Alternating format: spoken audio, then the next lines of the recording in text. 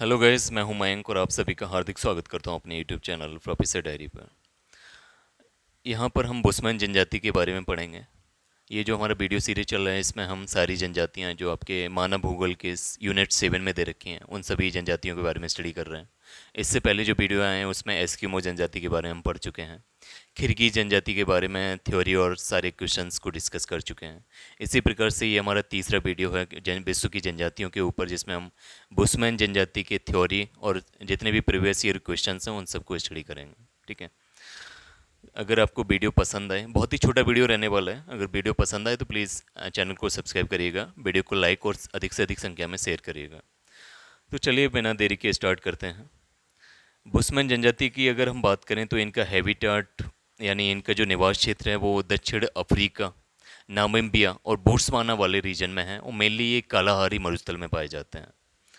यदि इनके एरिया को मैं दिखाऊं तो कुछ इस प्रकार से दिखे।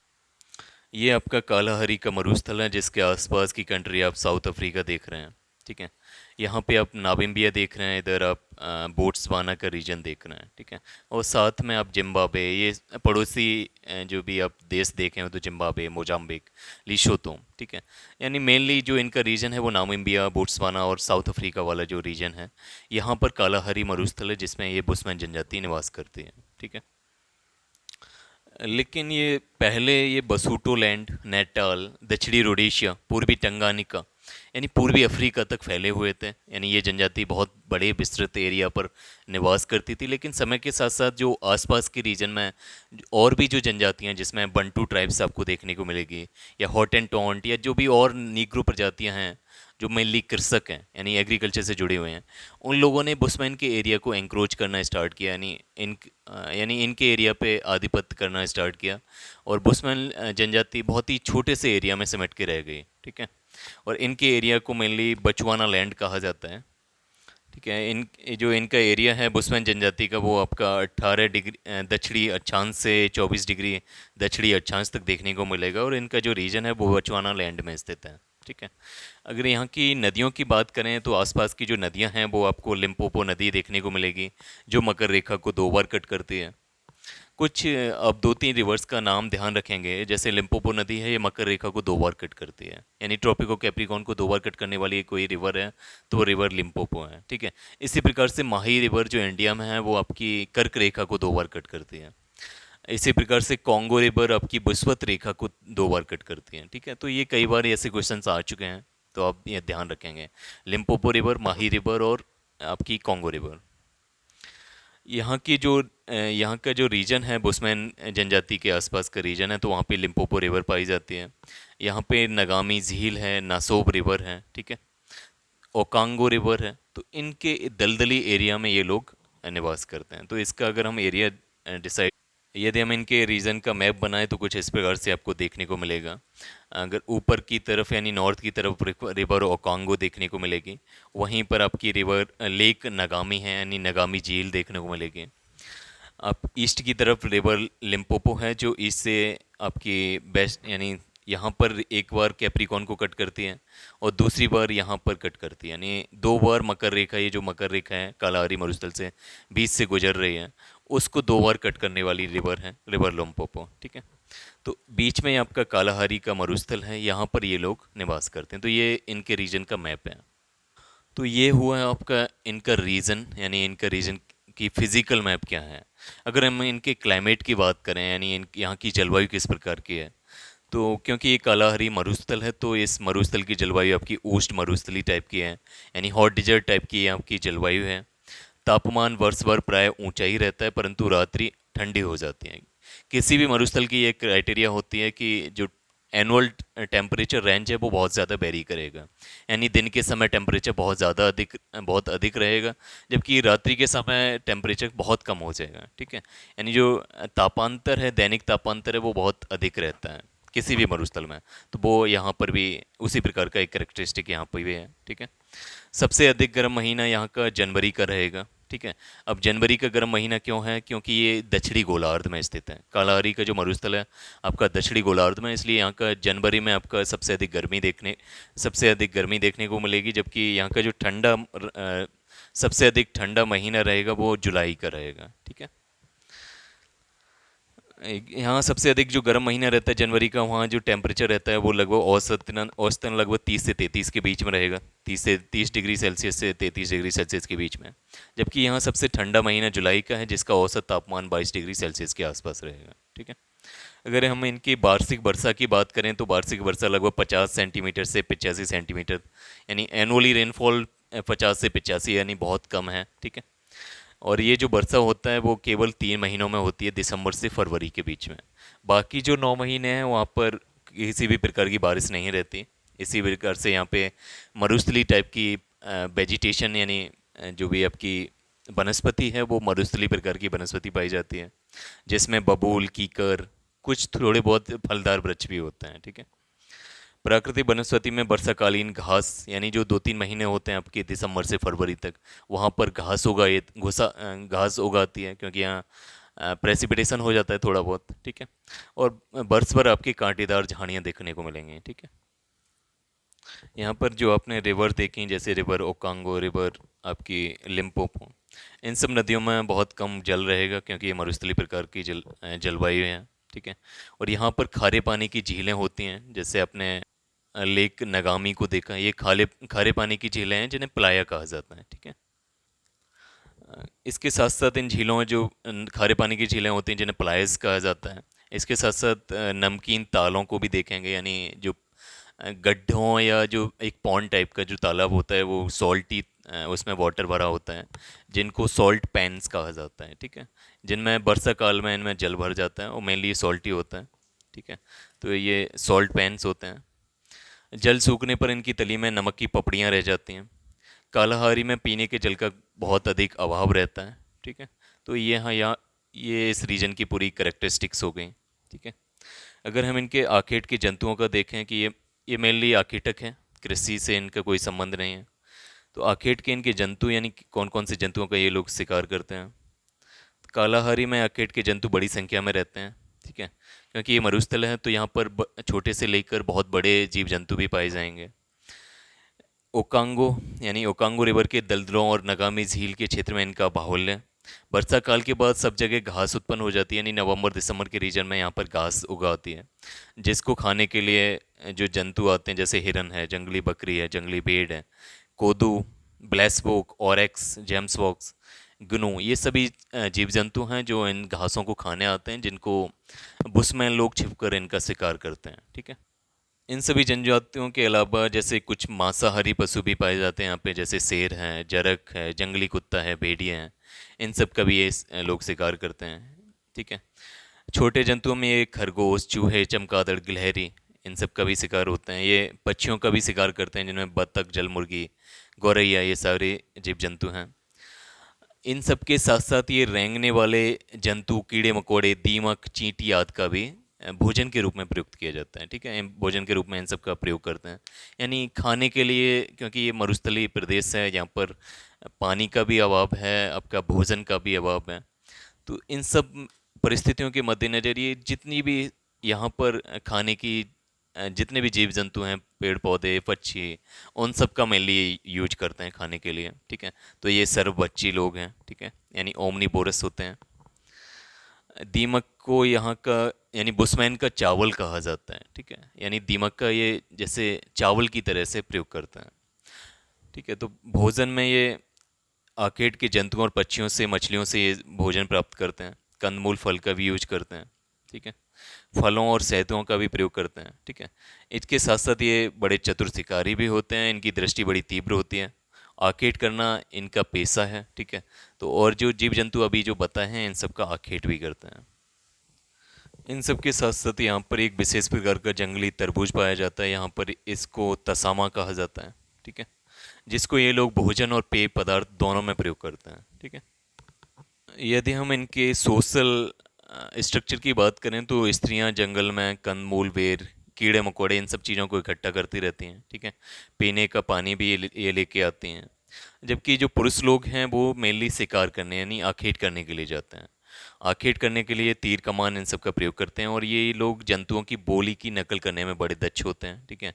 यानी जो जंतुओं की जो बोलियां होती हैं उनको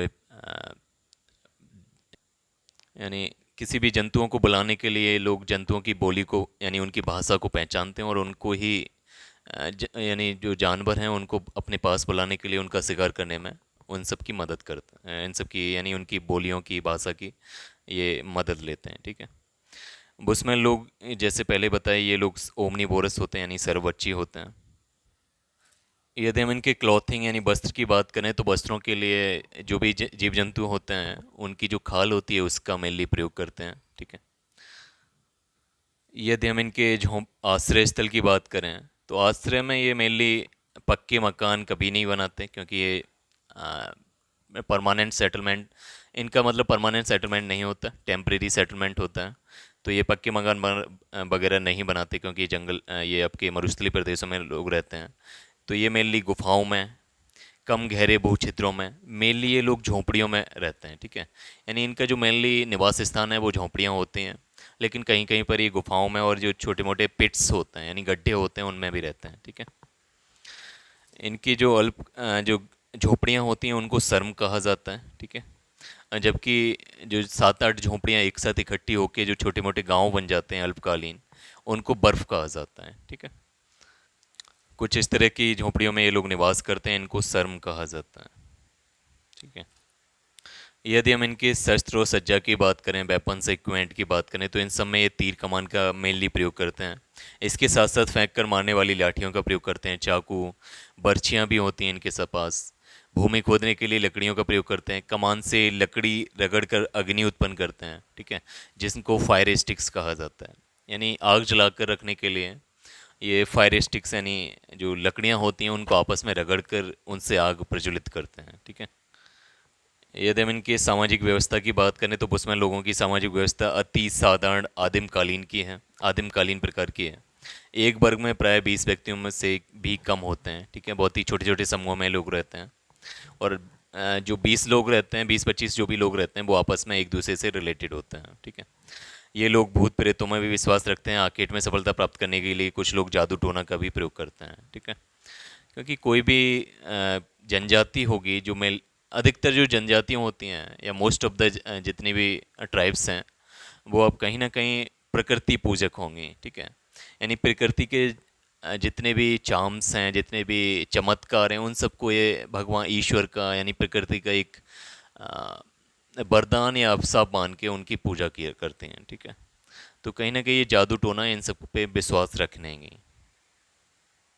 यहाँ पर आप इन लोगों को फायर स्टिक्स, ये इनकी आग की छड़ियाँ हैं जिनसे एक दूसरे से, एक लकड़ी यहाँ पर है, एक लकड़ी यहाँ पे है, जिसमें आपस में रगड़ कर ये लोग आग प्रज्वलित कर रहे हैं। ठीक है। इनको फायर स्टिक्स कहा जाता है। तो अब बुशमैन जनजाति से संबंधित जितने भी क्वेश्चंस हैं उन सबको स्टडी करेंगे। तो क्वेश्चन नंबर 21 है कि bushman tribes meets in Egypt, in Angola, in Botswana, in ढाबा, इन घाना, सॉरी ये घाना है आपका। यानी हिंदी में बात करें तो बुशमैन जनजाति मिलती है आपकी मिस्र में, अंगोला में, बोट्सवाना में, घाना में। तो इसका करेक्ट आंसर रहेगा ऑप्शन सी यानी बोट्सवाना में। ठीक है। यानी बुशमैन जनजाति का जो मेनली निवास स्थान है वो कालाहारी मरुस्थल है और ये कालाहारी मरुस्थल आपका साउथ अफ्रीका, नामिबिया और बोट्सवाना के क्षेत्रों में पाया जाता है। ठीक है। तो क्योंकि यहाँ का साउथ अफ्रीका या नामिबिया दे नहीं रखा है तो बोट्सवाना दिया है, तो इसका करेक्ट आंसर रहेगा ऑप्शन सी यानी बोट्सवाना। ठीक है। क्वेश्चन नंबर 22, कालाहारी मरुस्थल में कौन सी जनजाति मिलती है? तो ये कई बार जिक्र हो चुका है, तो इसका करेक्ट आंसर रहेगा ऑप्शन बी यानी बुशमैन। ठीक है। खिरगीज आपके ये मध्य एशिया के निवासी हैं। ठीक है। सेंट्रल एशिया के निवासी हैं। पिग्मी आपके कांगो बेसिन के निवासी हैं। ठीक है। कॉन्गो का जो कॉन्गो रिवर का बेसिन है अफ्रीका में, वहाँ के लोग हैं ये। एस्किमो आपके नॉर्थ पोल की तरफ रहते हैं। ठीक है। जिसमें आपका Canada, Greenland, Finland, Sweden, Norway और आपका जो नर्दर्न साइबेरिया है उस रीजन में आपके एस्किमो लोग रहते हैं। ठीक है। तो क्वेश्चन नंबर 22 का करेक्ट आंसर रहेगा ऑप्शन बी यानी बुशमैन लोग कालाहारी मरुस्थल में निवास करते हैं। नेक्स्ट क्वेश्चन है क्वेश्चन नंबर 23, बुशमैन के संबंध में निम्न में से कौन सा कथन असत्य है यानी कौन सा कथन गलत है? पहला है ये जंगली कुत्तों का उपयोग शिकार में करते हैं। बी है शिकार इनका परंपरागत व्यवसाय है। सी ये पशुओं को नहीं पालते। डी ये खजूर की खेती के लिए विश्व भर में प्रसिद्ध हैं। तो क्वेश्चन नंबर 23 का करेक्ट आंसर रहेगा डी ठीक है, यानी ये खजूर की खेती के लिए विश्व भर में प्रसिद्ध है, ये गलत कथन है। और सभी कथन आपके सही रहेंगे। ये जंगली कुत्तों का भी उपयोग करते हैं शिकार के लिए। ठीक है, ये शिकार यानी आखेट करना इनका परंपरागत व्यवसाय है। ये पशुओं को नहीं पालते हैं, ये भी सही है। ठीक है, यानी इनका जो जीवन यापन रहता है, जीवन निर्वाह है, वो मेनली आखेट के ऊपर ही निर्वाह करते हैं ये लोग। ठीक है, शिकार पे निर्वाह करते हैं, जबकि खजूर की खेती करने के लिए विश्व भर में प्रसिद्ध है, ये गलत है। नेक्स्ट क्वेश्चन है क्वेश्चन नंबर 24। बुशमैन लोगों का मुख्य व्यवसाय क्या है? ऑप्शन ए शिकार करना, बी कृषि करना, सी खनन करना, या डी मत्स्य आखेट करना। तो क्वेश्चन नंबर 24 का करेक्ट आंसर रहेगा ऑप्शन नंबर आपका ए, यानी इनका जो मुख्य व्यवसाय है आपका, सॉरी, बुशमैन लोगों का जो मुख्य व्यवसाय है वो शिकार करना है। ठीक है, कृषि करना इनका कोई भी मतलब इनका व्यवसाय नहीं है। इसी प्रकार से माइनिंग से भी ये रिलेटेड नहीं है। मत्स्य आखेट यानी मछली पालन से भी रिलेटेड नहीं है, क्योंकि इनका जो रीजन है वो मरुस्थलीय प्रकार का है। ठीक है, तो वहाँ पर मत्स्य आखेट करना है संभव नहीं है। तो इसका जो करेक्ट आंसर रहेगा ऑप्शन ए, यानी शिकार करना। Question number 25। Question number 25, bushman लोगों का फैलाव मिलता है। ऑप्शन ए 18 डिग्री उत्तरी अक्षांश से 27 डिग्री उत्तरी अक्षांश के मध्य, बी है 18 डिग्री दक्षिणी अक्षांश से 27 डिग्री दक्षिणी अक्षांश के मध्य, सी है आपका 21 डिग्री दक्षिणी अक्षांश से 39 डिग्री दक्षिणी अक्षांश के मध्य, या डी है इनमें से कोई नहीं है। तो क्वेश्चन नंबर 25 का करेक्ट आंसर रहेगा ऑप्शन बी, यानी 18 डिग्री साउथ लैटिट्यूड से 27 डिग्री साउथ लैटिट्यूड्स तक, क्योंकि जो कालाहारी का मरुस्थल है आपका सदर्न हेमिस्फेयर में है। तो दक्षिणी गोलार्ध में, क्योंकि कालाहारी मरुस्थल है जहाँ पर ये बुशमैन प्रजाति निवास करती है। तो ऑप्शन ए जो है आपका, जिसमें उत्तरी अक्षांश दे रखा है, तो ये तो ऐसे ही गलत हो जाना है। ठीक है, इसका करेक्ट आंसर बी रहेगा। ये 18 डिग्री साउथ लैटिट्यूड से 27 डिग्री साउथ लैटिट्यूड के मध्य निवास करता है। इसी कारण से, क्योंकि ये दक्षिणी गोलार्ध में है, इसी वजह से इनका जो सबसे अधिक गर्म महीना रहता है वो जनवरी का रहता है, और सबसे अधिक ठंडा जो माह रहेगा वो आपका जुलाई का रहेगा। ठीक है, क्वेश्चन नंबर नेक्स्ट क्वेश्चन है क्वेश्चन नंबर 28। निम्न में से कौन सी जनजाति पेड़ों की छाल से रस्सियां बनाती है? Option A Kirghiz, B Eskimo, C Pygmy, या डी बुशमैन। तो इसका करेक्ट आंसर ऑप्शन डी ही, यानी बुशमैन ही रहेगा। ठीक है, नेक्स्ट है बुशमैन लोग मिलते हैं बोट्सवाना में, दक्षिण अफ्रीका में, जिम्बाब्वे में, या इन सभी रीजन में। ठीक है, तो क्वेश्चन नंबर 29 का करेक्ट आंसर रहेगा ऑप्शन डी, यानी इन सभी रीजन में बुशमैन लोग रहते हैं। यानी बुशमैन लोग का जो एरिया है वो आपका कालाहारी का मरुस्थल है, और कालाहारी का मरुस्थल मेनली नामिबिया, बोट्सवाना, दक्षिण अफ्रीका के रीजन में निवास करता है। जबकि इनकी जो कुछ प्रजातियां हैं, यानी कालाहारी का जो मरुस्थल के जो पड़ोसी प्रदेश हैं यानी देश हैं वो आपके जिम्बाब्वे, उनमें जिम्बाब्वे भी हैं। ठीक है, तो जिम्बाब्वे भी इसका करेक्ट आंसर रहेगा। यानी इन सभी रीजन में, बोट्सवाना, जिम्बाब्वे और साउथ अफ्रीका में बुशमैन लोग निवास करते हैं। नेक्स्ट है क्वेश्चन नंबर 30। सॉल्ट पैन किस जनजाति में मिलता है? ऑप्शन ए बुशमैन में, बी सेमांग, सी पिग्मी, या किर्गिज। चूंकि किर्गिज लोग आपके मध्य एशिया में निवास करते हैं, सेमांग आपके इंडोनेशिया मलेशिया के आसपास। ठीक है, पिग्मी आपके कॉन्गो बेसिन में जो विश्वती प्रदेश है, जबकि बुशमैन आपके कालाहारी मरुस्थल में रहते हैं। तो यहाँ पर सॉल्ट पैन्स पाए जाते हैं। ठीक है, यानी जो नमकीन आपके जो तालाब होते हैं, एक तरीके के पॉन्ड होते हैं जिनमें दलदली यानी वर्षा का पानी भर जाता है। क्योंकि ये मरुस्थलीय प्रदेश होते हैं तो यहाँ पे जो पानी में सॉल्ट का कंटेंट बहुत अधिक होता है। ठीक है, जिस वजह से इस पूरे रीजन को सॉल्ट पैन्स कहा जाता है। ठीक है, और जो झीलें होती हैं उनको प्लाया कहा जाता है। तो क्वेश्चन नंबर 30 का भी करेक्ट आंसर ऑप्शन ए, यानी बुशमैन रहेगा। इन सब क्वेश्चंस के साथ कुछ क्वेश्चंस और भी हैं, जैसे क्वेश्चन नंबर 5 है, निम्न में से कौन सी प्रजाति भूमध्य रेखीय प्रदेश में नहीं रहती है? Option A pygmy, B Boro, C Semang, या बुशमैन। ठीक है, तो ऑप्शन ए पिग्मी, ये आपके कॉन्गो बेसिन में रहते हैं। ये भी आपका ये अफ्रीका का विश्व भूमध्य रेखीय प्रदेश है। ठीक है, यानी कॉन्गो नदी के आसपास वाला रीजन। सेमांग ये एशिया यानी ये इंडोनेशिया, थाईलैंड, ये वाला इंडोनेशिया, मलेशिया, यहाँ का आपका विश्वत रेखी प्रदेश है। ठीक है, तो वहाँ पर ये लोग निवास करते हैं। जबकि बोरो जनजाति आपकी अमेजन बेसिन में निवास करती हैं। ये भी आपका साउथ अमेरिका यानी दक्षिण अमेरिका का एक विश्वती प्रदेश है, भूमध्य रेखी प्रदेश है। ठीक है, जबकि इन सब में बुशमैन प्रजाति है, ये आपकी साउथ में है, यानी आपके 18 डिग्री से लेके 27 डिग्री साउथ लैटिट्यूड्स पे हैं, यानी ये भूमध्य रेखीय प्रदेश में निवास नहीं करते हैं। तो इसका करेक्ट आंसर रहेगा ऑप्शन डी। ठीक है, यानी बुशमैन। ठीक है, नेक्स्ट क्वेश्चन है क्वेश्चन नंबर 7, निम्न में से कौन सी प्रजाति सर्वभक्षी है यानी सब कुछ खाने वाले हैं? Option A Papuan, B Pygmy, C बद्दू, डी बुशमैन। तो इसका करेक्ट आंसर ऑप्शन डी रहेगा। यानी ये जिराफ से लेकर छोटे से यानी बड़े से बड़े जिराफ से लेकर आपका छोटे से छोटे जीव जंतु जैसे चींटी और दीमक का भी शिकार करते हैं। ठीक है, दीमक को ये विशेषता है चावल के यानी ये जो दीमक होता है उसको बुशमैन का चावल कहा जाता है। ठीक है, तो यानी ये सब कुछ खाते हैं, इसी वजह से इनको सर्वभक्षी कहा जाता है, ओमनीवोरस कहा जाता है। क्वेश्चन नंबर 15 है कि कालाहारी मरुस्थल में पाई जाने वाली जनजाति है।